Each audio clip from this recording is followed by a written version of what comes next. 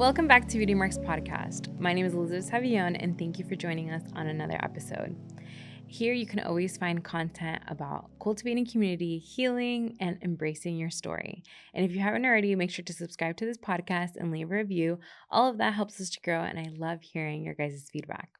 On this week's episode, we are actually doing a replay of our podcast panel event with friendship coach Danielle, and she has been on the podcast before, but she was actually live in person in June, and it was an amazing event between She Cultivates and Beauty Marks Podcast. And if you have and want to create community within Orlando, make sure to join our She Cultivates community, where you can be empowered, join different groups, different activities, and find your people. I feel like a huge part of my growth as a person and even my joys and things that I love to do is with the people that I care about, and those are my friends. And so if you are trying to find your friends in adulthood, make sure to join our community. We have mostly 20-year-olds, 30-year-olds, 40-year-olds that come. And in this event that we did in person, that event was all about friendship and connection and how to navigate conflict. And so literally she answered all things from how to go through a friendship breakup, how to have that hard conversation with your friends, maybe expectations that you have as a woman. And we did like a whole Q&A episode as well. And so I am just excited for you to tune in, and I hope you take away something. Make sure to share this with a friend and let us know what you love. So let's just get right into it. And I think that because sometimes we've seen friendships through the lens of either how our mom saw friendships, or growing up we saw friendships, or even if we just had certain challenges of even connecting with women. And we were talking about it in the green room of like, I don't think a lot of people know that for me personally, I didn't have a lot of good friendships like growing up with women, because I always felt like it was a competition. And I feel like I was genuinely like a girl's girl. I'm like, yes, like rooting for you, hype woman. But I always felt like I ended up being friends with people that always felt like, oh, you're prettier. Who's prettier? Like, who looks better? Like, who can get the most guys? Like, who can get, and I'm like, I don't care. Like, I'm not even thinking that, you know? But then that started kind of, even my mom, she was always like, girl, she is not your friend. Like, that girl is not your friend. Because who knows that moms, you know, they have a special intuition. Yes. And so she would just see certain dynamics, and I'm like, man, like, I don't know why I can't get healthy, like, friendships where it's like we encourage each other and we're for each other, you know, and all of that. And so with what you see today is not like because I had the best friendships and not because I was the best, like, connections, you know. It's like, no, it's been work, and I've had to heal certain things and actually allow certain friendships now in my life to be able to see women in a different way. So that is something that, you know, I want to share with you guys. But what about yourself? How was that for you? Like, how did you see the lens of friendship with women? Yeah, so I have always had women friends until I went to college. And I think I definitely became the girl who says those 5 words that turn every woman off. I used to say, I'm not like other girls. I'm so different. I'm the same. I'm exactly the same. But you're in a period, you're trying to differentiate yourself. And everybody who identifies as a guy's girl, a lot of them come to that for different reasons. But for me, it was trying to differentiate myself. And during that time, it felt like a very tender time being a young woman. Who do you want to be? And I went to the University of Florida. I'm looking around, and I'm around all these beautiful women, a lot of Black women. I'm a Black woman, so I'm looking to them. They are smart, charismatic, funny, feminine. I did not feel like I was those things. And so you only feel like that lack that you feel about yourself feels only amplified when you're in the company of people who've got what you feel like you don't have. So instead of trying to get in, it was almost like, well, I'm going to reject you before you reject me. So you know what? I'm not like them. Oh God, I'm so different and like complex, you know? But it's really from, you know, insecurities. At least that's for me. And I know it sounds cheesy, but I have discovered that the more comfortable I am with who I am as a woman and evolving my definition of what it means to be womanly, I find that I feel more connected to other women because I can look at another woman and I feel like you are an extension of me. I feel like even looking at another woman, even if she starts by getting attitude, I know that I have grown because I am immediately curious around what's going on. And I feel like she is me and I am her, you know? Yeah. But it takes you getting comfortable with yourself to be able to be in that space. Yeah. Yeah. I love that you share that, because even though it's a friendship talk, I do feel like it also has to do with how you see ourselves and the relationship that we have with ourselves, which that's why I even mentioned the therapy part, because it has been through my own reflection of myself of like, man, why do I feel insecure around these women? Like, why is it that I start comparing versus being like, oh my God, I want to be in a room with women that are actually better than me. Like, that's great. So I can like, you know, see them and actually like see what's possible versus seeing myself and being like, well, you see that they're like this, or if only I was like this. And so I feel like with also, can we go back to being the guy's girl, or the girl's guy, guy's girl. What do you feel like maybe for someone in the room that's like, that's how I feel? Like, honestly, I'm here tonight and I'm like cringe because all the pink and it's all girly, but like, I don't really, that's not me. Yeah. So what would you tell someone like that's in that space? Yeah, you know, the whole guys girl thing, there's actually research on that. There's research by, her name is Dr. Hannah Bradshaw, and she finds that when it comes to women who identify as girls and guys girls, that there's a bi-directional relationship. And what she means by that is oftentimes girls who are guys girls say they go to the company of men because they are not accepted by women, that women are hostile to them and men are not, so they gravitate toward male companionship. But girls say they're hostile to girls because they're in the company of men. Right. And we just look at that sideways. So it's kind of like this constant cycle. And so what I found is, you know, if a woman really is like, hey, I have traditionally male interests. So I do find myself with a lot of guys. I like cars, I like sneakers. I totally get that. I think what becomes tricky is when I'm going to guys because girls are so insert negative attributes here. Yeah. I think that's where it gets kind of tricky. But if you ever find yourself in the company of a woman who does say, I just don't vibe with women like that. They're petty, they're catty. I know our instinct is to say like, okay, you know, but I have noticed that it's more helpful to say, ooh, okay, so something must have happened. Like, what's going on there? I mean, that brings defenses down and it does make her more open to the idea of being friends with other women because I'm showing understanding as opposed to marginalizing her further. I found has been more helpful. Yeah. I think that with certain friends that I have today, that's one of the things that I know that we've had conversations of. It's like when you've had bad experiences, you mentioned it in your book. What's the word? When you've had bad experience and it's like the repetitive, like you're kind of expecting another bad experience to happen. So it's like corrective experiences. So then when you have a positive experience of something, then it kind of makes you see things a little different because you're like, oh, this person is a little different. But what happens is when we've been hurt by friendships, then we close off to all friends. And we're like, actually, no, they're all the same. You see, you have one bad experience and then you're like, well, there goes another one. And then you never go to the events anymore. You're not in the room or you don't put yourself out there to connect with people. But when you don't know that maybe on the other side of actually giving someone a chance comes the healing that you need to see women a different way. Yeah, totally. And I think that's natural, like to be protected. You have something go wrong. So let's give the specific example of you share something with a friend and you find out later she told it to other people. And you find yourself thinking like, what the? For a lot of us, our response would be, you know what? I'm done. I'm done telling people my business. I'm done. You shut it down because I'm protecting myself. I'm going to make sure that doesn't happen again. And corrective experiences means you muster the courage to position yourself so that you do find yourself in a situation where the circumstances feel a little similar. I'm with a new friend. There's this moment, an opportunity to share. And I allow myself to, because she's demonstrated that, you know, she's trustworthy, all those things. So I share.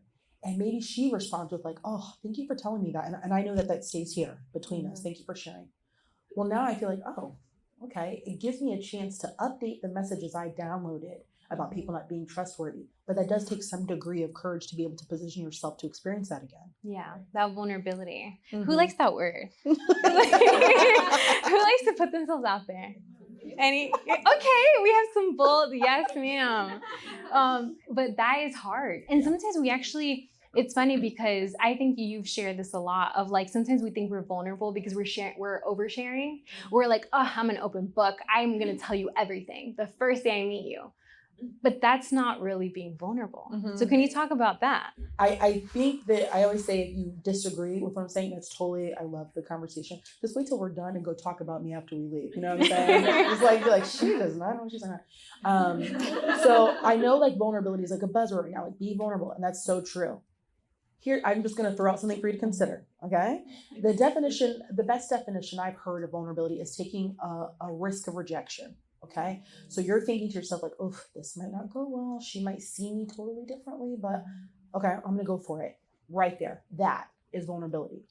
What happens, I've noticed, is for a lot of us, when we're trying to connect with a new woman, some of us share a lot of things up front about traditionally vulnerable topics. So sex, finances, hygiene, money, trauma, addiction, heavy stuff right up front. And we do it with everybody we meet.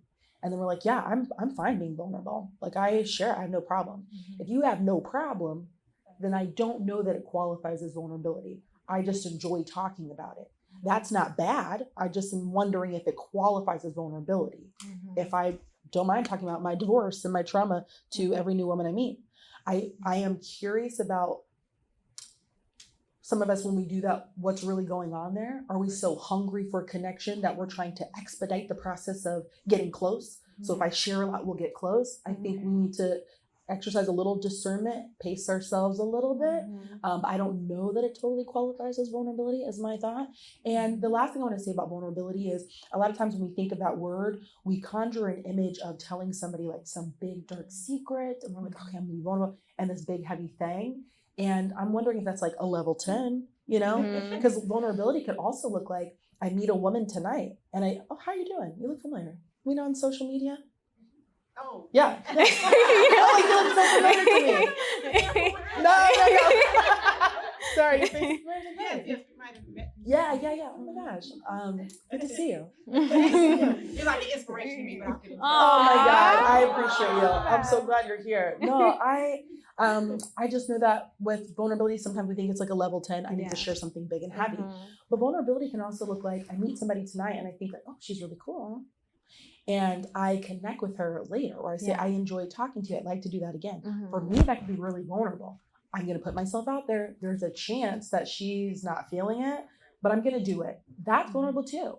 To be silly in front of the friends who are normally really serious can be vulnerable. To share an idea that they might think is really lame, that's vulnerable. To know that everybody in my friend group has a certain belief, and I say, actually I see things differently, that's vulnerable.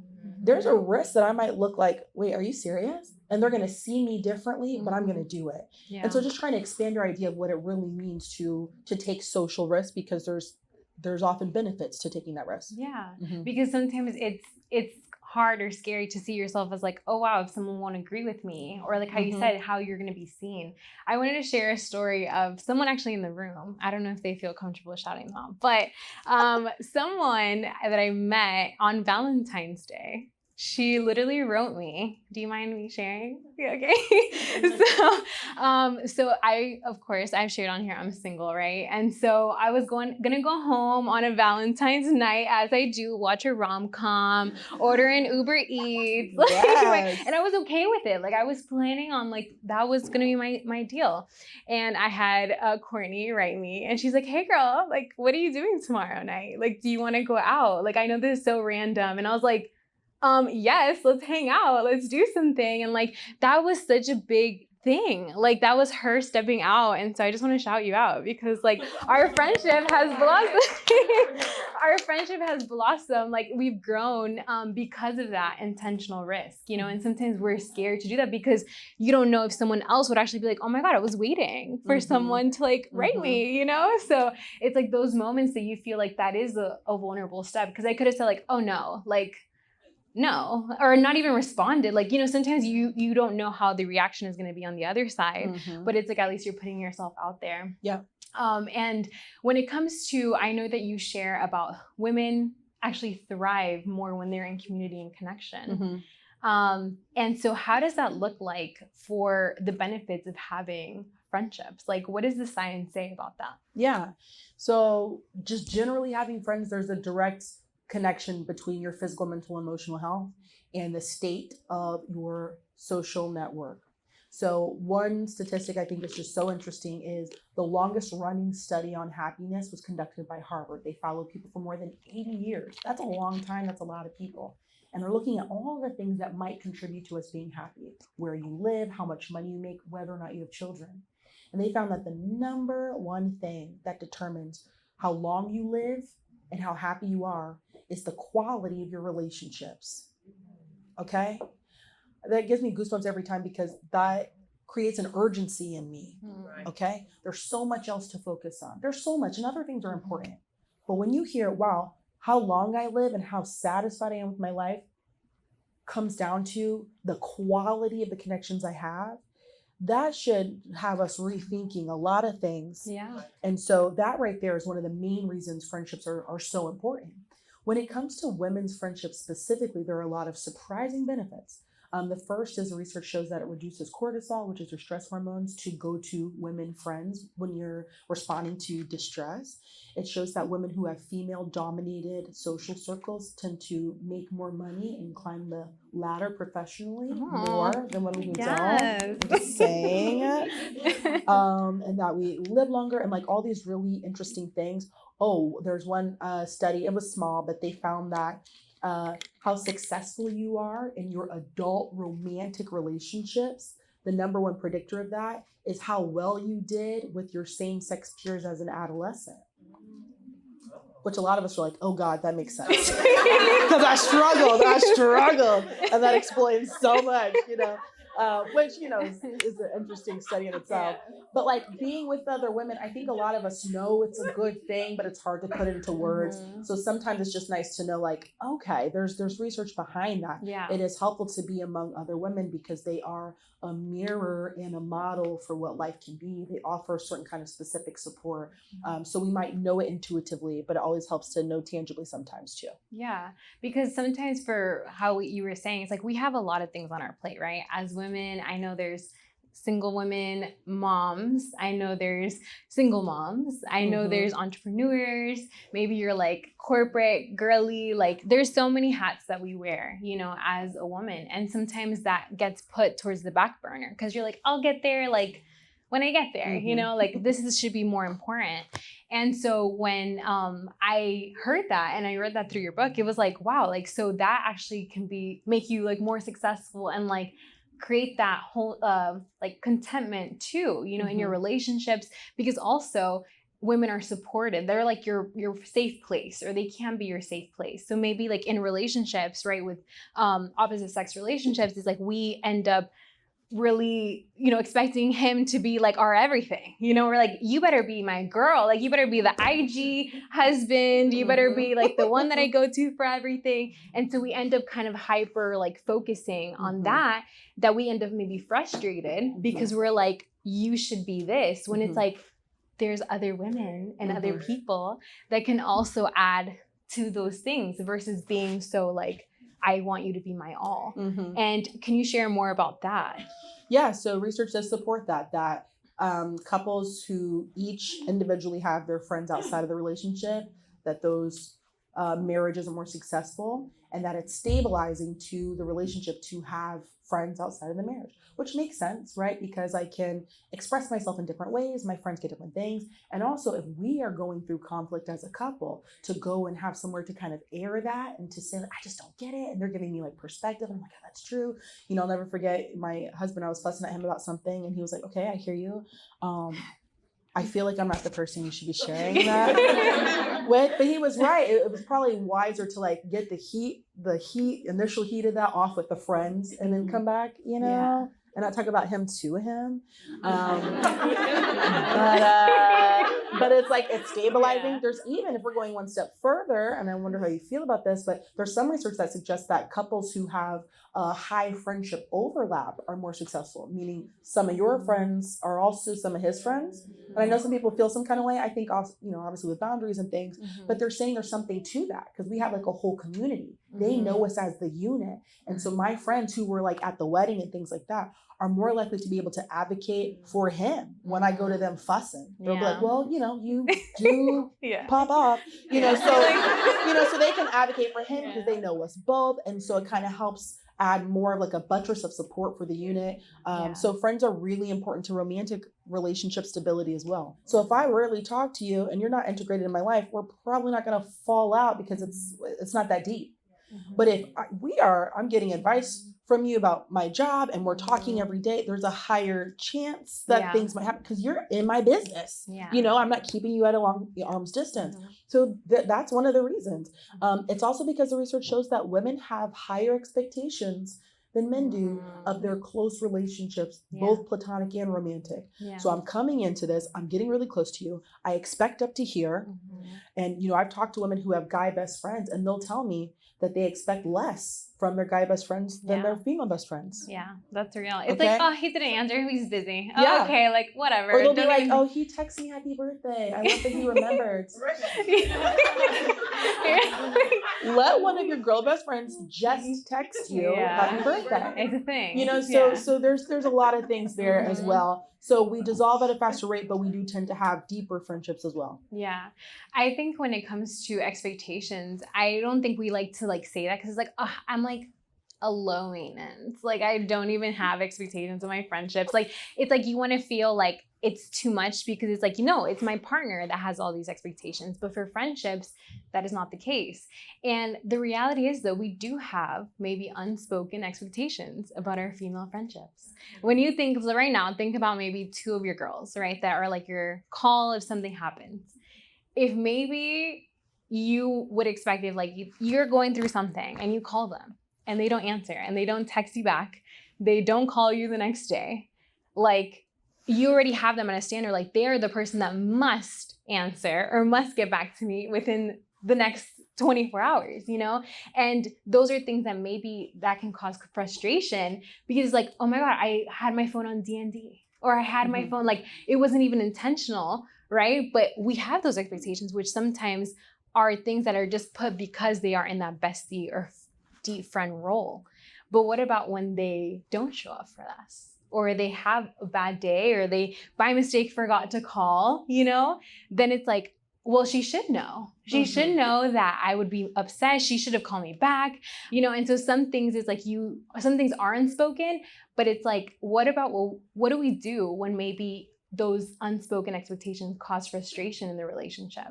And then you're scared to bring up stuff. Like, how do we handle certain things like that? Yeah. So I think a lot of us would say like, well, I don't have expectations of my friends. Like, I'm not walking around with a list like I expect, but you do have expectations because expectations are, because wherever you're feeling disappointed with a current friend, how she's showing up, that's one. So whatever that is, anywhere right now in a friendship where you're like, I feel like there's a gap. I feel like she's not stepping up. That's an expectation. Okay. So we all have them. If you're feeling like a friend is not meeting expectations, there's so many things, but I'll just say this is for women, I think the reason why sometimes our friendships end quickly or prematurely or whatever is because I think one, we subscribe to the idea that I shouldn't have to say it, you should know, especially with another woman, because I feel like you should have women's intuition. So if we're talking and I'm kind of being short or whatever, or saying little things, I expect that you understand how to pick up on my cues. I should not have to say it. Like, it's so obvious. I also hear a lot of women say like, I would never do that. I don't understand. Like I would never do. And I wonder if that's just a relationship killing myth of the fact that my brain would never do that. And you did that. I don't understand without acknowledging like, she's operating based on her own set of norms, what she even expects out of friendship. Some people are not expecting that you owe each other the same things because it's such an ambiguous kind of relationship to begin with. But anyway, if you find that you're not getting expectations met, it's okay to one, ask yourself, is this just a me thing? Because for a lot of us it is. It's like a very specific preference you have. It's not necessarily a reflection on her inadequacies. It's a you thing. And figuring out, okay, is this worth raising or do I need to like just let that go? But if it's something that you're like, no, this feels like it's going to pose a certain wedge in our friendship, it's okay to say so, but posing it as an invitation instead of an accusation. So whatever I feel like I'm missing, I'm not going to say, I just feel like you don't support me. Like you don't show up. Who's responding well to that? I'm not responding well to that. I'm automatically on the defense, okay? And especially for a woman, like being accused or you hinting at me not being a good friend. You're like on guard already. Yes, right? So instead, maybe I want more communication from her or whatever it is. I might say like, man, I really miss our hangouts. Like, I know you're booed up. Love that for you. But like, I miss talking to you. So I was thinking like, maybe we could do like our Friday morning chats, like a Friday morning FaceTime. Like, what are you feeling? The subtext is, I don't like that you have cut me off now that he's around. But instead of saying, I don't like that you cut me off now that he's, it's, I don't know, I miss you. I know we like had a rhythm. I don't know what happened to the rhythm, but I would love to like check in sometimes. Yeah. You know, who's not flattered by that? Yeah. That I want more of you. I want to hear from you. I want your company. So I think it's just a matter of just saying so, but posing it in a way that lets them know it's because I want to connect with you that I'm even raising this issue. I'm raising the issue in service of the friendship. I'm not coming at you. Yeah. Yeah. Because you want that friendship to thrive and grow deeper. Sure. And sometimes we think that because if we bring it up, we're like, oh no, it's going to seem like I'm petty or I'm sensitive. And maybe because of personality types, maybe you're like, you see that they're fine. Like, I haven't seen them in a month and they haven't reached out to me, and they, you know, and so we end up kind of pulling back, even though maybe our desire is to actually grow closer in that friendship. And so the vulnerability part is actually reaching out and saying something like that and being like, hey, like, I miss our hangouts, or hey, like, I haven't heard from you, and just checking in. You know, I saw that you guys just had a baby and like was just checking in to see, you know, I know that you have a lot going on right now, but would love to maybe pass by, bring you guys food. Like, it's like you're kind of extending that olive branch, I would say, you know, to try to bring closeness versus separating. Because what happens is, and even myself included, it's sometimes uncomfortable having those who, like, I know for me, I'm not the confrontation kind of person. If you guys haven't already picked that up, like, I feel like my personality type, and I would want to change that so much about myself, of like, I wish I was just like so upfront and just like would say things directly, you know, and but at the same time, it has cost me certain friendships because I didn't reach out or I didn't kind of ask that, like, hey, did I do something? Like, some friendships just fizzled out, you know? And I think that that is something that if you want to, you know, deepen a friendship or get closer in a friendship, kind of seeing the best in them versus always the worst, you know, because I think you shared it in your book as well of sometimes when we do something, it's like, oh, I'm just going through so much, like I'm just so overwhelmed. But then if someone else does it, it's like, oh no, she intentionally didn't answer. She actually intentionally didn't do this. It's like we find more accusing than like how much grace maybe we give ourselves. Yeah, definitely. Have you ever found yourself in one of those positions? Oh my God. Yes. Yes. So it's called fundamental attribution error, which is like a big fancy way of saying whenever we fall short, you attribute it to your circumstances. When other people fall short, you attribute it to their character. My theory is that women do it more than men. I don't know that for sure. So we have a team, like we're starting to do research to figure that out. Like we're putting together studies to figure that out. But when it comes to reconciling, I feel like one quick thing you could do is as soon as she does or says something and you feel that little pinch of like, oof, pause yourself, watch how quickly you go from the circumstance to her character, because it happens fast. And then it becomes so hard to reconcile with somebody I think is just so unlike me. Yeah. So if, let's say she's late to our hangout, like by a like 30 minutes, just like late, and she's coming in looking unbothered, and I've been sitting here. Watch how quickly you go from like, okay, she's late. Like, that's so annoying. That's so annoying. You know what? She only cares about herself. Like, she is so selfish. I'm sitting here waiting, but she cares about her. Like, she's selfish. And I can't deal with women who are, it happens so fast, conflating this tiny little thing with a character thing. And then it's hard to come back together because I see you as so, I've othered you and I'm less likely to reconcile with that. So just being mindful of how quickly, and I'm talking to myself too, we go from this circumstance to, this is your character. Yeah. And it's like, it could just be an incident of like, actually, you know, and if that is an issue, how would someone like deal with that? That's a question for you. So if someone's always late and you are naturally an early, are there any early people here? Okay. Oh. Are there any like casually, fashionably late people? Okay. So it's like not intentional, but you know, just happen to be. So let's be real. how do you deal with that and have that conversation where it's Specifically not the late friends? let's just say. Yeah. Okay, so the first thing in all these circumstances is to assume the benefit of the doubt. Not that she's bothering you, taking advantage, doesn't care, is not invested, is disrespectful. Like that changes the tone of the entire like experience, right? But it depends on how frequently it happens, how bothered you are by it, okay? So that happens all the time. You're like, okay, this is really annoying. The first thing is the next time we get together, I might front load it with that because I know this is what she's gonna do. I might say, okay, so things start at 6:30, but I'd really love us to get there at 6 to be able to mingle or whatever. If I know that she's gonna be late, I give her a window. If we could get there between 6 and 6:30, that'd be perfect, right? So sometimes giving a range helps. Sometimes showing her the effect of her being late. So I might say, hey, girl, okay. When you come in after the start time, it makes me really anxious. Like I'm here waiting on you and I don't know when you're gonna get here. And then it kind of like throws off like the timing for the rest of the night.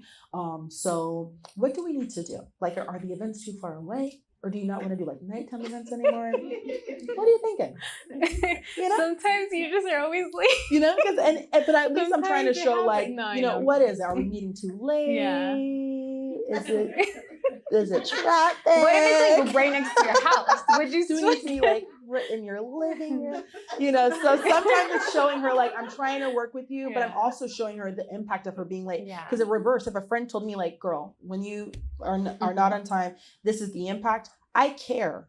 Yeah. So at least it gives me a chance to say like, okay, I'm really working on that. I'm struggling, but I hear you and I'll try. Because a lot of us at the heart of the issue, you want to know that she cares. So if I'm telling you like, man, I feel some kind of way and it like throws me off, makes me anxious, I need to hear her say like, oh, I'm not trying to do that. This is a struggle for me, but I hear you and I'm really going to try. No, at least I'm not getting too big because I'm questioning whether she's invested, if she respects me. You know, it's just like, okay. And I have to determine, is this something that's just obnoxious? Is it a non-negotiable? We have to figure that out. If you have a friend who is chronically late, be mindful that other people in her life might not be raising it as a major issue. You might be the only person. Because a lot of times people say, oh, no worries.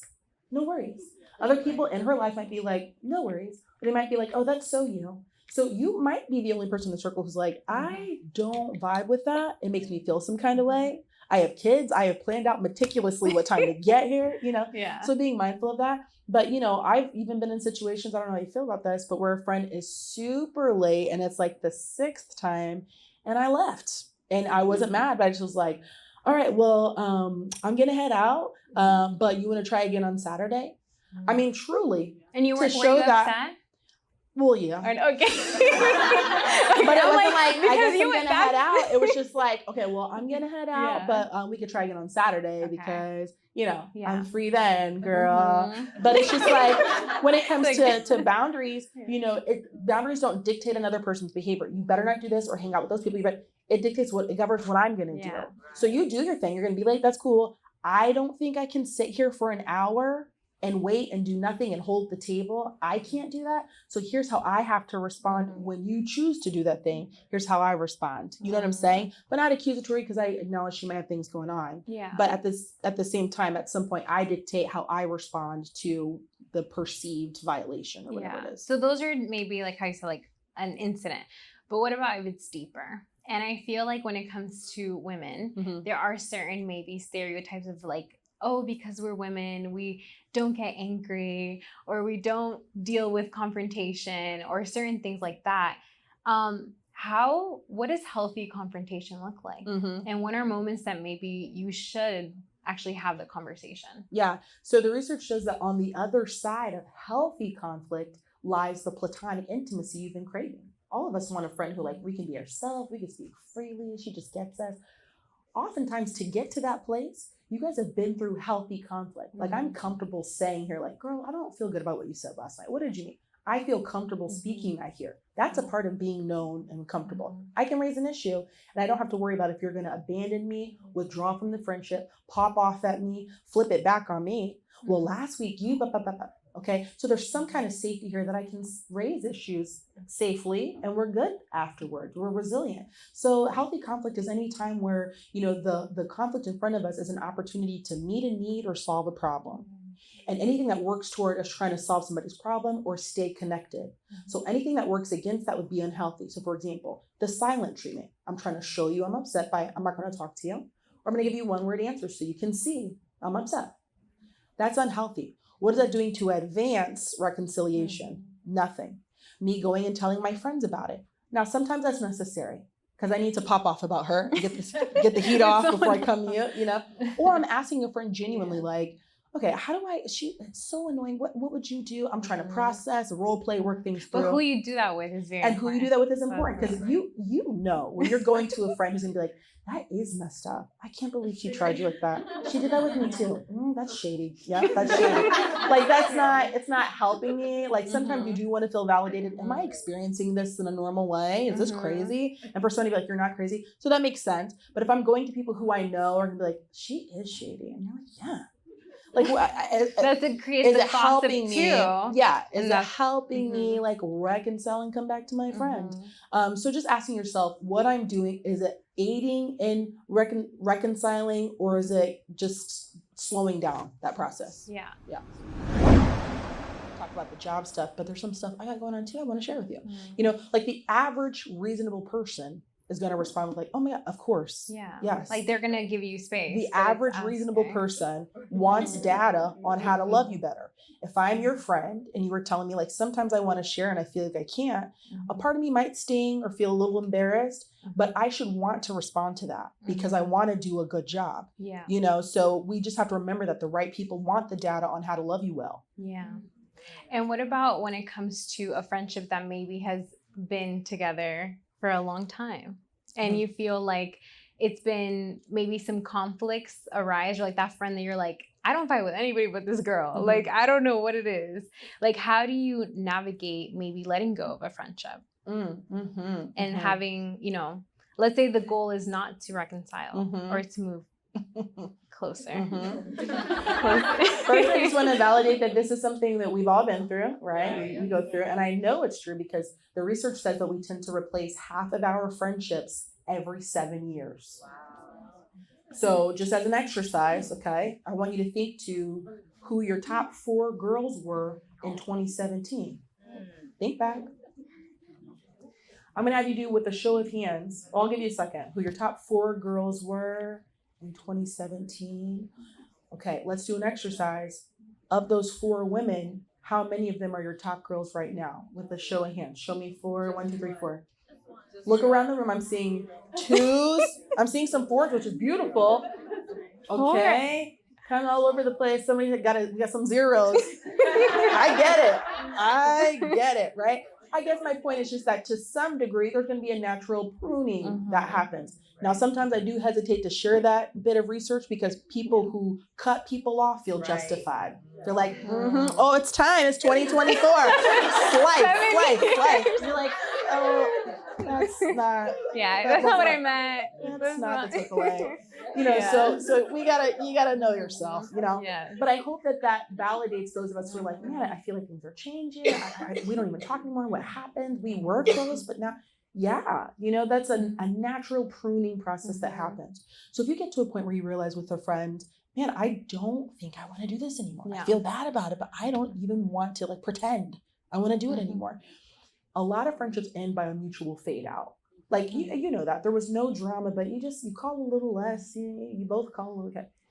But in my opinion, a conversation needs to happen when there's a gap. When one person expects that we're going to maintain the status quo and the other person wants out. Because not having a conversation, look at the alternatives, what we do. We complain about her to everybody else. We are dishonest because she's calling and texting. We're like, oh, I'm busy. I'm out of town. I was like, you haven't caught a flight in 2 years. Like you're at home. You're at home. But it's easier sometimes. You're like short term, but short term though, because long term, you're dreading the calls, you're dreading the hangouts, you're resentful after you hang out because you rather have spent that 2 hours with somebody else, but you just did it anyway. Like to some degree, it's an act of generosity for you both to let that go because you don't need to be constantly dreading, anxious, resentful. And honestly, she deserves to be around people who enjoy her company. Might be tender at first, but she deserves to be with people who are excited to hang out with her. So it's generous for both of y'all to let that go. A conversation around that, I know it feels tense, I know. but that looks like focusing on what you're moving toward instead of all of her perceived inadequacies is my opinion. So instead of like, I just feel like you're, too negative and I feel like you, blah, blah, blah, blah, blah, blah. I believe in being tender with people because I don't want to leave you with a complex, you know what I'm saying? You're too loud, you're too, like for other people, you're just enough, okay? So I'm just going to focus on what I'm moving towards. One thing I would ask us to avoid, to the therapist in the room, tell me if you feel this, all the therapy language people tend to use now when they're having hard conversations. You're like, oh, yeah, okay, okay. If you don't know what I'm talking about, you're saying things like, I just feel like I have to put up a boundary around this because I don't have the capacity to hold space for that right now. And it's just like, what? The reason I think that feels so disrespectful sometimes to friends where they're just like, what the heck, is because if you were holding her hair back in the bathroom 5 years ago, 2 days ago, and now suddenly she comes to you talking like HR. When you talk to me with a coldness and an unfamiliarity, it feels like insulting. Yeah. Because that is not congruent with the relationship history we have. Right. So to come and talk to me cold feels very disrespectful. But I think a lot of us reach for it because that language feels very safe. It is distancing. I'll be honest. I had a friendship sunset last year, and we had that conversation. We did all the big girl things. We sat down, we talked about it. I just feel like you, oh yeah, you too. Oh my God, girl, oh great. Like we cried about it. And then 6 months later, the same things were happening. And I'm thinking oh my God, I'm not gonna end a friendship. This is bad for the brand. I have to keep all my friendships going. Oh God, you're she's gonna leave a review on the book. Yeah, seriously, her book sucks. But it was to the point where I weighed all of the alternatives because every decision you make is gonna cost you something. And I didn't like what it was costing me. I had stomach aches, when she would text because I didn't feel good about it and I'm not saying things. I'm complaining to my husband about her all the time. At some point, okay? And I think my last straw was another friend of mine said, Danielle, you gotta do better. And having my friend look at me you gotta, was okay, kept me accountable. So I said, can you meet up? And she's like, oh, I can, I got the kids, I can do a phone call. We had the phone call. This is in October. My stomach's hurting. This is so freaking awkward. And I just was like, hey, I've been thinking a lot lately about our friendship. And the more I think about it, I just sometimes feel like there are things that are said and done that a person wouldn't say and do if they actually liked me. Right. And sometimes you say and do things and it feels like the things a person would say if they didn't like me. And then it's confusing because then the next day we're fine. And then you say another thing. And of course it was met with oh, okay, well, I feel like you do that too, and there was a whole thing. But the conversation, I was just I think that, I need to be in spaces where I don't have to question that. And I don't think I'm a paranoid person, but I don't like having to question it all the time. And I don't think I can do friendship like this. And that's really awkward. But that feelings language, at least it's honest. And so one exercise I have clients do is write what you would want to say in that breakup conversation. How much is HR talk and how much is feelings talk, which is more vulnerable to say, I've been thinking about it.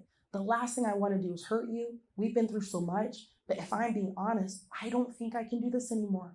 I don't like the way I feel. I don't like constantly questioning whether or not, and I'm not blaming you, but I don't like how I feel. That is raw, it's real, it's honest. She's going to have her 2 cents to say because a lot of times when people feel like you're ending it, well, I might as well get out all the things I've been sitting on. And she gets to say that and I sit here and be uncomfortable and she gets to say it. And I say that because a lot of us do that long essay text and then we block, which I feel some kind of way about. You get to say your piece too, and then I'm gonna stick by my decision, but we talked about it and everybody's clear on where we are. It's deeply painful and awkward and hurtful, but at least everybody knows where they stand. Area, and there was a lot of questions came in, so I want to cover a few. Someone asked, what type of friendship should you have? Should you have an array of different friendships, or what kind of friendship should you have? Yeah, well, the research shows that people who have relational diversity are happier. So that means the person who has mom friends, church friends, happy hour friends, gym friends, that she has a better well-being than the person who just has mom friends.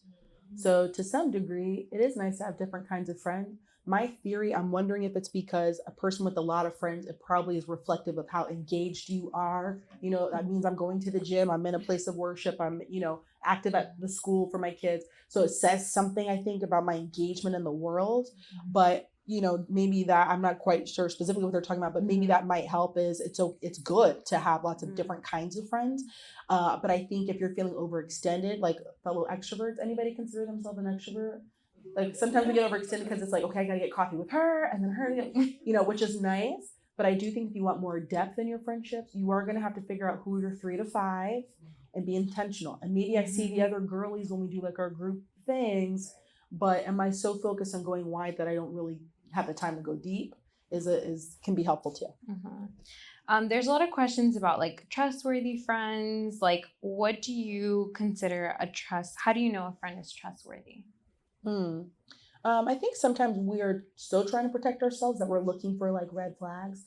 Like even those videos do very well on social, like here's 6 red flags that she shouldn't be trusted. We're like, ooh, save, like, oh my God. Like, I mean, I get it, but to some degree, 2 things can be helpful. One is that you open up in a gradual, natural, organic pace. So you don't have to worry so much about, will she betray me? Like a natural progression of trust, little bits of trust. I share a little something, you share. Okay, so I'm not so hypersensitive to what if you betray me with all of this stuff? Just bits of trust. The second thing that can help is observe. She's going to show you. You hear her talk about her other friends. You watch her with her family. You see how she shows up in other places. So sometimes just watching how she interacts with other friends, attitudes she shares, little things like that, can show you her character. You don't have to guess. I know we didn't really talk about gossip, but do you feel like it's true that if they're talking about others, then they're talking about you? Like, what is your take on that? Or on gossip in general? Yeah. I'm going to start with this. You're going to be like, what? And I'll explain, but I love gossip. Now, here's what I mean. Gossip means you're talking about people when they're not there. Over time, it's taken a negative connotation to mean I'm talking crap about a person who's not there. But from a sociological perspective, like, how do I know what the norms are? What not?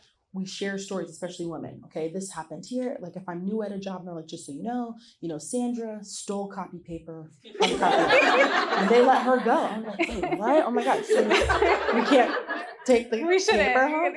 So sometimes like storytelling about what happened to other people, I'm knowing like what the norms are, what's normal or not. I don't know. Who's a friend, who's an ally, we're exchanging information.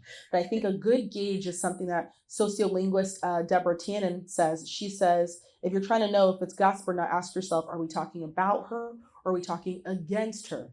That'll solve a lot of things. Am I just telling you like what happened? Like, oh yeah, they bought a new house. They did. Yeah, but that's different than like, her dad bought that house. Mm-hmm. Right. Like that's like that's a different tone. And that's a totally different tone. So I enjoy, wait, what are they doing? What's going on? What's normal? I love talking about stories of other people. But when it's like, wait, she did what?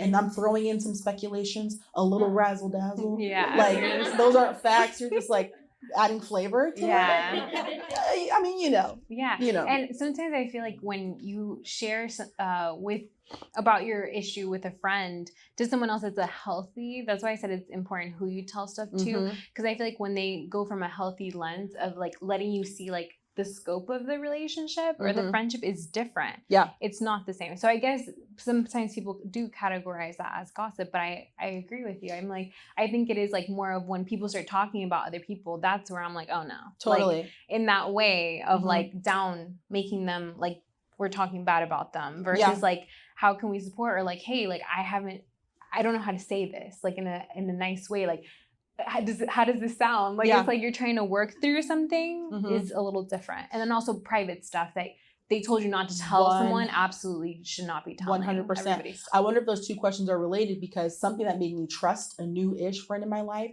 is whenever she tells me stuff about other friends, she never says the name. And so she'll be like, yeah, a friend of mine actually went through that. They struggled with IVF, blah, blah, blah. But she's never like my friend Sandra. I noticed that, and it makes me feel good because she's so committed to doing that. It makes me feel like, okay, so I feel like I can relax here because it looks like that's a value of hers, is to honor that confidentiality. partiality. That's Yeah. good. There was a question about how do you deal with a friendship where you feel like you can't be emotionally connected? So the conversations are mostly about her and there's no room for you being able to share. Mm-hmm. Like, so how can you be like not only like the fun friend, but there's like actually deepening that friendship or like connecting? Because maybe this person isn't able to do that, or every time your interaction with them it's more like about them and like like all of that. So we talked earlier about like being able to take space. So to say like, oh yeah, that's so true. Well, I wanted to share what I have going on. I wanted you to hear it, or want to hear your thoughts. What about if they don't though? Like, so if you share, right, but then it goes back to them, or you share and then it's not like the same kind of like, oh my God, I'm so sorry that you're going through that, or like that follow-up. Like, what about if you don't feel emotionally safe around that person? Yeah, if you notice that this person, sometimes it's a matter of skill. Some people do not have that skill. So even after I hint at it, or even after I say like, I'd like to share too, they still don't know how to reciprocate, to listen. They don't know that sometimes in our conversations, it's not about you, it's about me, this whole conversation. And then they can be okay with like, this whole conversation's you. You know, because I know sometimes we share. Have you ever like vented to a friend and you're like, okay, I'm done. Okay, you go. Because we don't feel balanced. We don't, and sometimes it's like, no, that it's okay. Like today we talked about you. You don't have to make it even, you know, but some people don't have that skill. So if you have tried to advocate for more space, she's unable to give it. I think at some point you have to either accept that the friendship is what it is, or take the needs you have of being seen emotionally to other friends. Not every friend can give you certain skills. So maybe she doesn't have that. And maybe that can be okay. You're just like, okay, I can't go to her for stuff because she doesn't hold space for me, but she's a fun party buddy. But I'm going to take that to other people. Yeah. I think that when we put people at like a standard, that's where the expectations come. So maybe that friend is like, okay, but that's your best friend. So they should be able to have space for me, you know, but then they don't. So then it's like, is that friendship maybe as deep as maybe you think it is? Yeah. Or maybe that person can't hold that space for you. So like how you said, it's like you have other friends that do that for you. Yeah. But I know sometimes because people can have certain personalities that you feel like you're kind of afraid to bring that up. Because like, what if this, you know, conflict arises or makes this person go away? Like, I'm okay with this person still being my bestie, but just knowing that they're not going to be able to be there for you in that way. Mm-hmm. And I'll say this too. In my book, I know some people have it on page 40, but we share a framework. It's called the 3 affinities of female friendship. And over the last 6 years of looking at the research, no matter what discipline I was looking at, if it's anthropology, sociology, whatever, I kept seeing these 3 things emerge. And what I found is there are 3 things that bring women really close. And whenever we feel like there's a lack of those 3 things, it tends to be the reason we dissolve. And those 3 things are symmetry, secrecy, and support. I'm not saying that men don't value those things too, but I'm saying we prioritize them. It's number 1. So secrecy is we feel like we're in a private vault and we both engage in self-disclosure. We share. This is why you feel tense when you feel like you're the only one sharing and she doesn't tell you anything. This is why you feel tense when she goes and shares outside the vault. She told somebody else first about the boyfriend, the pregnancy, the health scare. Is she allowed to? Yeah. But you start to question, does she not trust me? Are we not close that you told somebody first? So those 3, that brings us close. Support, the research says the number 1 thing women seek in their same-sex friendships is emotional support. If you feel like you're not getting it or she's not doing it well enough, there might be some tension. And finally, symmetry. We like feeling like we're the same. There's balance, there's reciprocity, and we're all equal. That's really important to us. Where men have more stretch for hierarchy and status seeking. So one example I like to give, and I'll end with this, is, you know, if you have a group of men who are talking, I know there's some men in the room, so please let me know how you feel. But if you have a men in a group, right, and a guy says, yeah, man, I ran 5 miles last night. And another guy says like, oh, bro, I ran 7 miles last night. Okay, they're gonna be like, oh, yeah. Okay. If you're in a group of women, and one of them's like, yeah, I ran 5 miles last night, and a girl says, I ran 7 miles last night. The rest of us are gonna look at each other like, because we just know you don't do that. Because for women, we value egalitarianism, which is a fancy word for we value feeling like we're equal. I am like you. Right. Even for young girls, when they go and watch kids and study their language, girls tend to say words like, let's go over here. Do you guys want to go play house? Do you guys want to? And boys use commands. Go here, get that, do that. And we know there are social consequences when girls talk like that in female dominated spaces. There shouldn't be, but we're like, Yeah. ooh, okay. So anyway, my point is, to a lot of these conflicts that are arising, asking yourself, what's the root of it? Do you feel like there's a lack of support, a lack of symmetry, sameness and balance, or a lack of secrecy and self-disclosure? It's likely one of those three things. When you mentioned about kids, there's actually a question of how do you teach kids or young girls how to see friendships? Like, how do you teach that? Well, a lot of it is they're watching you. I don't know how many of you have young girls. A lot of it is them watching you. So I'm not trying to call us out, but I want you to watch.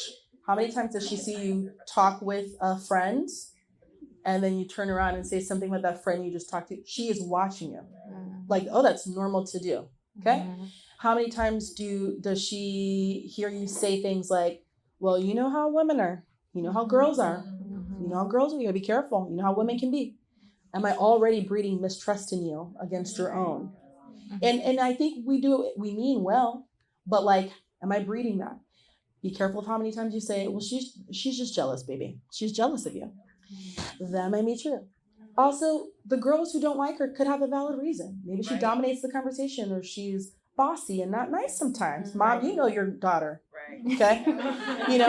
But if I just dismiss it as they're just jealous, that does very little to show her conflict resolution skills. And it dismisses what might be their very valid concerns, because I'm just like, they're jealous. So now if anybody pushes against me or holds me accountable as an adult, I'm like, you're jealous. That's what this is, So I think we have to just be mindful of how we operate in our friendships. They're watching us. Another question is why certain friends have a favorite friend, a friend they all go out with for more than you and always have an excuse for why they don't invite you, I'm guessing, or a boy crazy friend for a guy she will do the most for, but you. So you will receive less when you have been there for her the most. So a theme of feeling like friends aren't showing up, investing in you equally. In others versus you. Yeah. Or maybe not including you, or they invest in guys versus you, which I know that's a whole other topic. Yeah, I was gonna say that's a whole other issue. They're kind of blended together. But if you want more, ask for more. But I will also say this, and this is not a very comforting answer, but I'm just gonna throw it out there also. First, I'll say if you want more, ask for more. Because a lot of friends will. They just don't know that you want more. I'll also drop this on there. You can go talk about it. But there is a very small study that found that only half of our friendships are reciprocal. And what that means is, it doesn't mean half your friends don't like you. Okay, I don't want you going back home like, which one of you? But it means that with half of my friends, we each see each other as like our number one, number two girl. But in the other half of my friendships, like I see you as like my number one girl and you see me as your number four girl. They don't always match, which can be issues. So if we find that like, man, they're not inviting me out as much as them, she's not telling me as much as her, as much as, I feel like what you would do there is ask yourself, am I content with the friendship, what she gives me? Is she supportive, funny? We have fun when we hang out. Can I either find a way to be content with that? And if I can't, do I need to focus more on friendships where it feels a little more reciprocal? They see me the same way, they match my energy, we're invested the same. So if you find that it's a constant thing where they're overlooking you or not sharing as much, compared to others, I think it's something worth looking into. But I don't think she's always at fault. Sometimes it just doesn't match up, the investment. And I know it doesn't feel good, but I feel like it could also be very liberating if you just let that be what it is. Yeah. I love how you really share about just the expectations that you have of people, and sometimes people can't meet that, and that's where the frustration comes. And sometimes we as women are like, this is my bestie, which I feel like that is always that's stuff that we get from kindergarten, high school, that we're like my bestie, and then it's it can be that you are close to the capacity or you feel safe sharing, but then it might not be the other way, and then we start putting them as oh, I guess they're not my bestie. And it's no, but if that is your closest friend, it's that can be that to you, But I think that we struggle a lot as women to that it should be equal. If you feel judged when you're around a friend, how do you deal with that? Do you have any tips on how to open up more or build deeper connections with people and just being yourself? Because you feel like you have a lot of boundaries up and it's sometimes hard to be vulnerable. Well, I think one thing to ask is is this how you are in all across all spaces or just with a certain friendship? Because some people always feel judged no matter where they go, and I feel like that's where you would tap in a mental health professional. Like, why do I always feel like I can't share? Why do I always feel like people are being critical? I think that might be something else if that's like an ongoing story. But if it's with one friend, it could be because I see her criticize other people, and so I'm like, or maybe because I tried to share an opinion once and she shut it down and made me feel kind of stupid, so I'm like, So one thing could be the next time she does shut it down is to say so after, like, okay, girl, well, I'm trying to show you here that that's hard for me. So I'm just trying to say, to give her a chance to self-correct. Maybe they don't realize, oh, I didn't realize that was insensitive, but we do kind of see where we are safe and where we're not, and then kind of sometimes respond accordingly, honestly. So if it's a friendship where I feel like I have to constantly measure what I say and be on because she's going to say something, I'd have to figure out if that's something I want to continue to pour into, because that could be exhausting. There's a lot of questions on that of like how to approach a friend with a passive aggressive, like toxic dynamics where you feel like they're on eggshells. But what can you speak on what the research says about friendships across genders?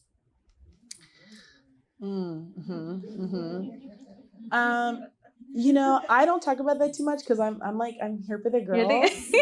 Girlfriends. Yes. But I will say I know that it's possible to have cross-gender friendships because there are people in here who have them. So who am I to be like, that's not real? Like people are like, no, this is my bestie and we go way back. That's my brother.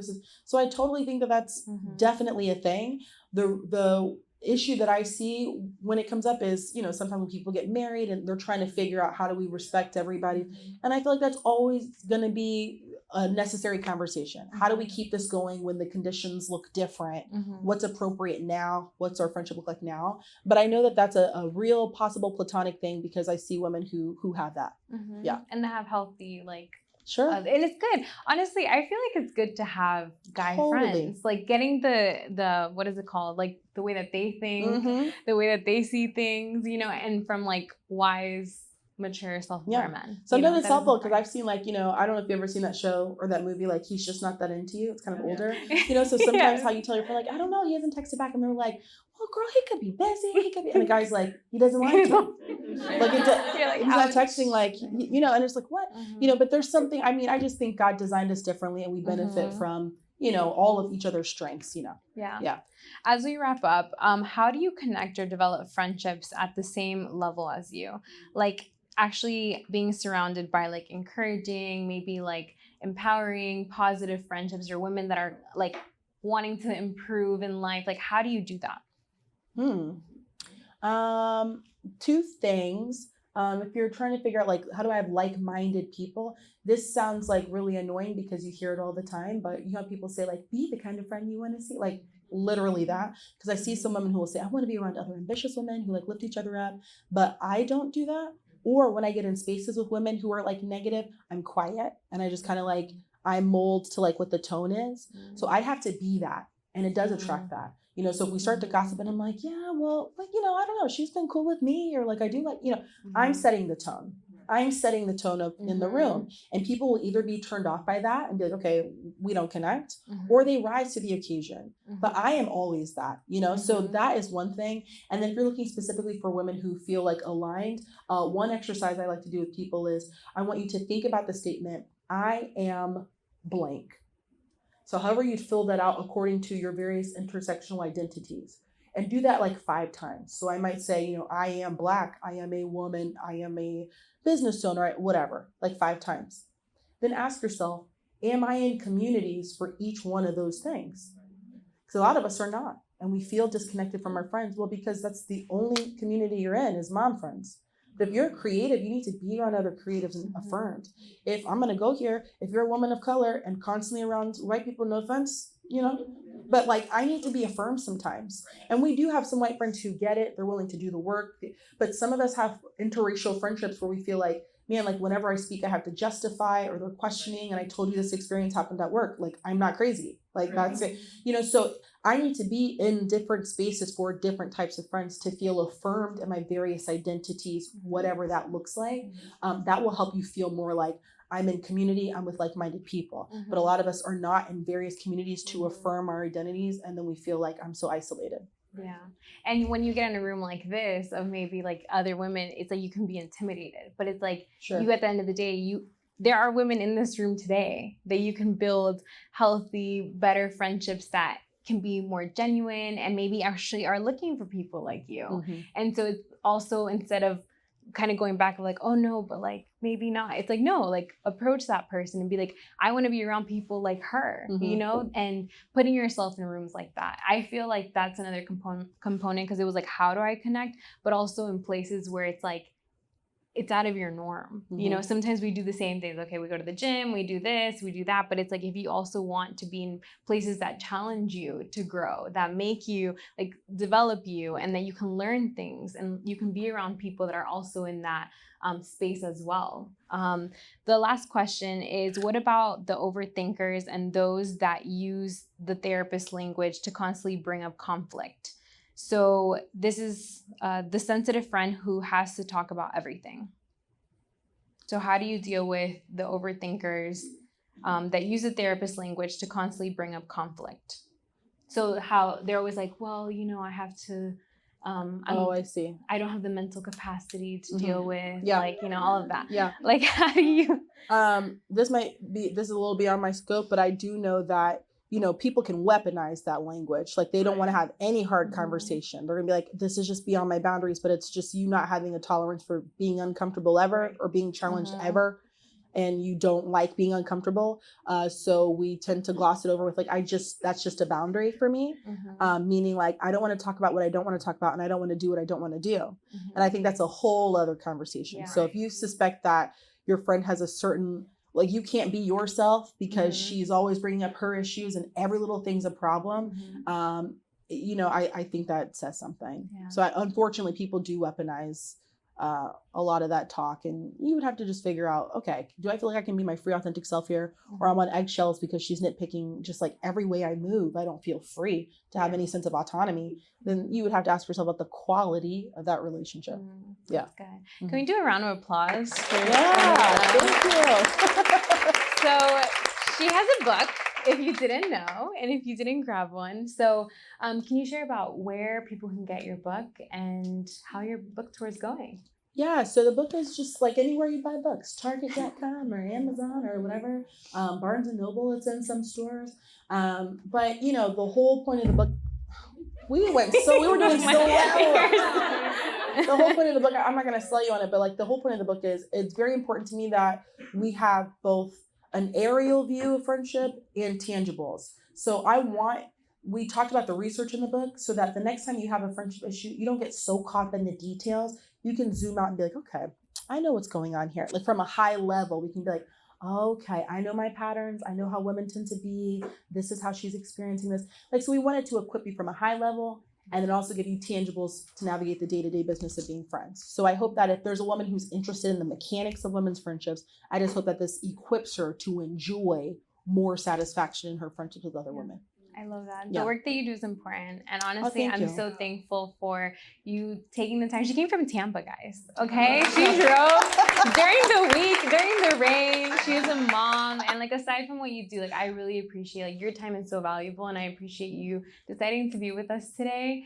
And I'm just really grateful for you guys to be able to listen to this. I know we sometimes get like relational advice, like how to get a man or how to keep, or like, you know, the 3 tips on that. And it's like, friendships are worth the investment too, you know, and there's women in this room today that see the value in friendship, you know, and to create space for these kind of conversations that are just as important, because as she said, you can thrive as a woman in your finances, in your relationships, by having healthy women friendships. Totally. The last thing I want to say is this. It sounds really corny, so I'm just going to, this is me being vulnerable, because I could say this and you could be like, that was really cheesy, but I'm going to do it anyway. Is I just like to end these gatherings by just pausing for a second to say, I want you to like look around the room and look at like all these women in the room. The next time you start to feel a little cynical, or you start to feel hardened, upset, betrayed, like you're ready to be done with friendship, with women, with trying, I hope that you take this moment as evidence that there are women who are serious about friendship. There are women who are like, let me figure out how to be a better friend. There are women who are ready to love on another woman. And the next time you catch yourself being like, you know what, people don't value friendship these days, women don't. Sometimes you need to retrain your brain. This is the facts. This is evidence. There are women everywhere who are ready to do the work. They want to have satisfying, close friendships. So I just hope that if there is anybody in the room right now who's on the verge of feeling really tender or ready to be done with all this because you've been hurt so many times, there's healing that happens in community, and you have evidence right here that there are women who are ready. And so I just like to kind of make that point because there's so much content that makes it easy to be done and have mistrust.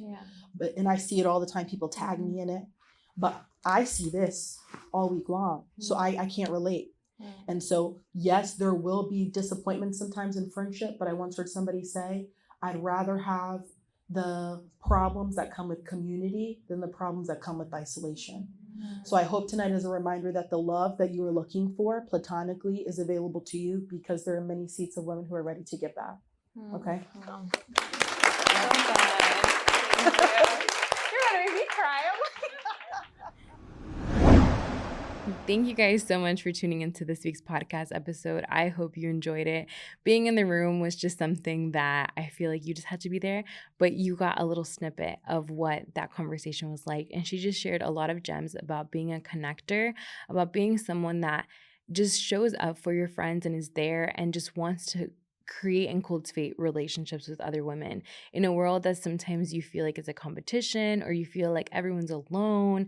It's like they're being around people that actually want to be better friends, want to better themselves is so important. And I feel like through this episode, I hope you got some practical tips on how to navigate female friendships. And so make sure to share this with a friend, leave a review. And if you want to come to our She Cultivates, Cultivating Her panel event, make sure to buy your early bird ticket at shecultivatesorl.com. And it is going to be an amazing event with a lot of entrepreneurs, creatives, and just people that are striving towards their dreams. And you will get practical tips on how to do that and create a community. So thank you guys so much for tuning in, and I'll see you guys next week.